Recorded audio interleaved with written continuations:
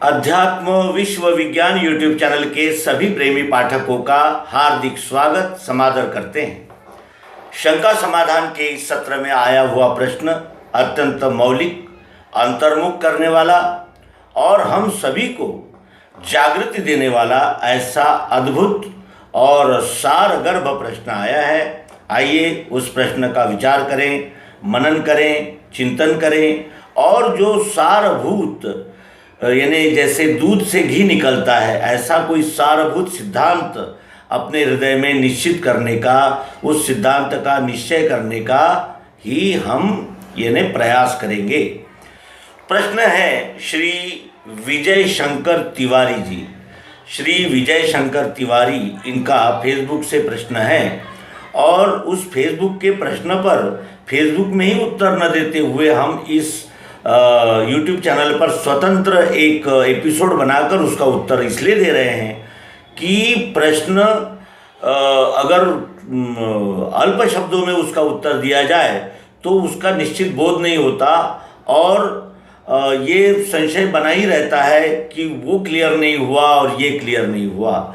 इसलिए किसी भी विषय को अगर जानना है तो हमें उस विषय के मर्म तक, गर्भ तक जाना होगा, तब उस प्रश्न का हम विचार कर सकते हैं। प्रश्न यह है कि ईश्वर, जो विदेशों में लोग रहते हैं, उन विदेशों में रहने वाले लोगों को धर्म, देवता और ये अनेक प्रकार के सारे जो कर्मकांड, इनकी जानकारी नहीं है। तो क्या उनके जीवन में कोई ऐसा खलल, कोई ऐसा अभाव रह गया है? लेकिन लगता तो ऐसा ही है कि वो हमसे ज़्यादा सुखी और खुशहाल है। तो इसमें अध्यात्म का क्या यानी फूट है, या अध्यात्म की इसमें क्या भूमिका है, अध्यात्म आवश्यक क्यों है? और ये प्रश्न एक तंवर नाम के मित्र ने भी भेजा है। तो दोनों प्रश्नों का मिला जुला उत्तर इस अंक में प्रस्तुत करते हैं। मेरी शर्ट उसकी शर्ट से सफ़ेद क्यों है? उसकी शर्ट मेरी शर्ट से सफ़ेद क्यों है? ये मेरे मन के अनुसार क्यों नहीं हुआ? और मेरे मन के अनुसार नहीं हुआ तो मैं क्या करूं? तो मैं दूसरे को बाध्य करूं कि वो मेरे मन के अनुकूल कार्य करे और सब मेरा ही सुने। मैं श्रेष्ठ हूं, मैं सबका यानी जिसे कहते हैं पालन करता हूँ। मैंने ये सब किया है, इसका मुझे लाभ मिलना ही चाहिए क्योंकि मैं इस लाभ का अधिकारी हूँ, इसलिए कि मैंने ये कर्म किया है। और इसके अनंतर भी बहुत सारी बातें हैं कि भाई मैं जब लाभ के लिए कार्य करता हूँ तो लाभ ही होना चाहिए, नुकसान नहीं होना चाहिए। फिर मैं सदैव युवा ही रहना चाहिए और परिवर्तन नहीं होने चाहिए। और फिर ये धूप छाँव, सुख दुख, सर्दी गर्मी, ये तो मेरे जीवन में ऐसा जैसा मेरे मन के अनुकूल है ऐसा ही होना चाहिए। ये हम सभी की मनोवृत्तियां हैं, इससे न कोई अलग हो सका है न अलग हो सकता है। ये सबका यानी सब अनुभव लेकर ये बात हम कह रहे हैं, ये कोई किताबी बात नहीं है। हम भी अगर अपने हृदय पे हाथ रख दें तो ये सारे अनुभव हमें आते हैं, इसमें कोई अनोखापन नहीं है और ये तो आएंगे ही। ये क्यों आते हैं, इसका मूल कारण क्या है, ये प्रश्न मेरे उसका उद्भव क्यों होता है? सभी अन्न खाते हैं, सभी यानी जन्म लेते हैं, सभी रहते हैं, सभी का विलय होता है और ये हवा, पानी, चंद्र, सूर्य ये सबके हैं, इसमें कोई भेदभाव नहीं कर सकता। हाँ, ये हो सकता है कि कोई कहे कि चांद अचानक आकाश में यानी हमारे जो यानी ईश्वर है, हमारे ईश्वर ने उसे आकाश में कंदील की तरह लटका दिया है, ये बातें अलग हो सकती है। लेकिन सूरज है ही नहीं, या सूरज केवल हमें ही ताप और प्रकाश दे, तो ऐसा नहीं होता। ये सबके हैं, ये हमें पता है या नहीं, और पता नहीं है कहते हैं तो फिर लोग कहेंगे कि इसमें कौन सी अनोखी बात आपने बताई। सूरज तो सुबह हुआ तो सूरज हमें दिखता ही है, ये तो हमारा दैनिक अनुभव है, इसमें नयापन क्या बताया आपने। लेकिन हमारा ये कहना है कि हमें जागृति नहीं है कि कोई सूरज नाम का वस्तु इस विश्व में है जो इतनी नियमबद्ध तरीके से परिभ्रमण कर रही है। कैसे, कौन उसे आदेश देता होगा, या उसका ऐसा कौन सा नियंत्रक उसके पीछे लगा हुआ है जो उस सूरज के परिभ्रमण को नियंत्रित करता है, धरती के परिभ्रमण को नियंत्रित करता है, जो धूप छांव और सूरज गर्मी सर्दी और ये अनेक प्रकार की जो ऋतुएं हैं, अनेक प्रकार के जो वातावरण के बदलाव है, इसके लिए कौन सा कारक है, ये क्या है, कौन है इसका संचालक। ये जब तक हमारे मन में जिज्ञासा उत्पन्न नहीं होती तब तक एक पशु के जीवन में और हमारे जीवन में कोई भी अंतर नहीं है। पशु भी जन्म लेता है, उसको भी बाल बच्चे होते हैं, वो भी युवा होता है, प्रौढ़ होता है, और एक दिन उसका भी शरीर रूपांतरण हो जाता है। उसे भी आहार निद्रा भय और मैथुन उसे भी है। एक पेड़ भी जीवित है, लेकिन एक पेड़ में और एक मनुष्य में अंतर है। तो अंतर क्या है, ये जब हम देखने चलते हैं तो हमें शुरू से देखना होता है कि पेड़ भी जीवित होता है, लेकिन वो केवल एक ही स्थान पर खड़ा रहता है। इसका अर्थ क्या है कि उसे जान तो मिली है, वो उसमें मैं जीव है, जो मैं कहता है वो जीव उसमें भी है, लेकिन इंद्रियां नहीं है, वो कुछ सोच नहीं सकता, मस्तिष्क नहीं है, उसमें कुछ भावनाएं निर्माण नहीं हो सकती क्योंकि मन नहीं है, केवल उसके पास में एक शरीर है, इंद्रियां रहित शरीर है। और उसके अनंतर जब वो आगे बढ़ता है, वो जीव अपनी उत्क्रांत अवस्था में आता है, तो फिर वो बन जाता है जल से निकलने वाले जो मछलियां हैं, केकड़े हैं, ये जलचर प्राणी, इसमें आता है। तो उसे क्या मिलता है, शरीर भी मिलता है और इंद्रियां भी मिलती है। वो हिल सकता है, डुल सकता है, यहाँ से वहाँ जा सकता है, आ सकता है। उसके अनंतर जब उत्क्रांत होता है ये जीव, तो आता है अंडज प्राणियों में, कबूतर है, मुर्गियां है, इस प्रकार।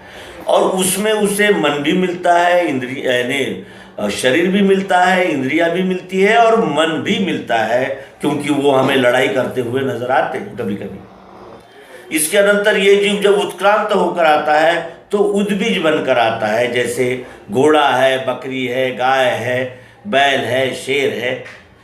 इनमें शरीर भी है, इनके पास शरीर भी है, इंद्रियां हैं, मन है और बुद्धि भी है। अगर आप उस शेर के आगे घास रख देंगे तो वो नहीं खाएगा, और गाय के आगे अगर आप गोश्त रख देंगे तो भी वो नहीं खाएगी, भले ही भूख से मर जाएगी लेकिन नहीं खाएगी। क्यों ऐसा है? क्योंकि उसमें बुद्धि भी है। तो उत्क्रांत होता हुआ उद्बीज खानी में पूर्ण उत्क्रांत हुआ जीव आया जानवरों तक, और फिर ज्ञानवर बनने के लिए वो एक विशेष प्रकार की बुद्धि लेकर आया है जिसे विवेक कहा जाता है, और फिर वो मनुष्य जारज खाने में आता है। जानवर ही है, ये एक जानवर ही है, लेकिन उसे विवेक का वरदान मिल जाने से वो सुपर जानवर है। और ये सुपर जानवर अन्य जानवरों के साथ कैसा बर्ताव करता है, क्यों ऐसा उसके साथ व्यवहार करता है, पेड़ों को तोड़ता है, ऑक्सीजन नहीं है करके रोता है, और कोई भी त्यौहार मनाता है, पर्व मनाता है तो हजारों लाखों निरीह जानवरों को काट देता है। ये कैसा जीव है जबकि इसके पास विवेक बुद्धि मिली है।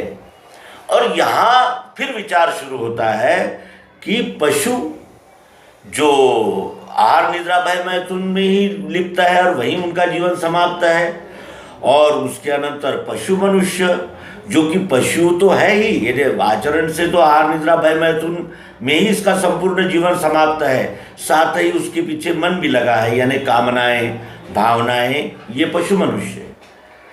फिर मनुष्य है, फिर वो मुझे ये चाहिए वो चाहिए, सिलेक्शन है, इस प्रकार की भूमिका में मनुष्य मनुष्य बनकर आता है।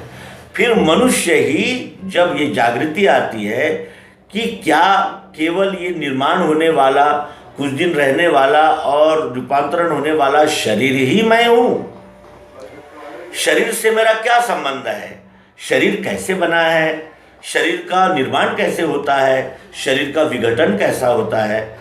शरीर तो मेरे नष्ट हो जाता है, रूपांतरित हो जाता है, लेकिन शरीर में कौन रहता है जो ये सारे कार्यकलाप करता है, और वो सारे कार्यकलाप करने के लिए उसे प्रकाश कहाँ से मिलता है, उसे शक्ति प्रेरणा कहाँ से मिलती है।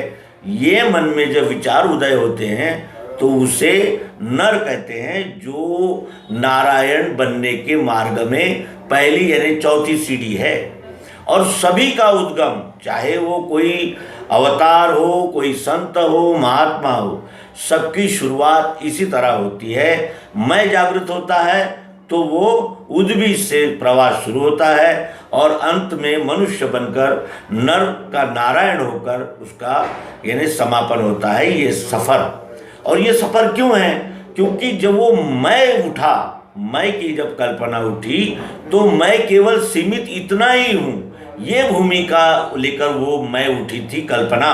और वो कल्पना मैं ही सब हूँ, ये सर्व मैं ही हूँ। जो मुझ में है वो सब में है, जो सब में है वो मुझ में है। मुझ में और इसमें कुछ भी अंतर नहीं है, जो पिंड में है वही ब्रह्मांड में है। ये जागृति तत्व दर्शन के द्वारा मिल जाना ही इसकी संपूर्णता है। और अब इस संपूर्णता के क्या लाभ है ये भी देखें।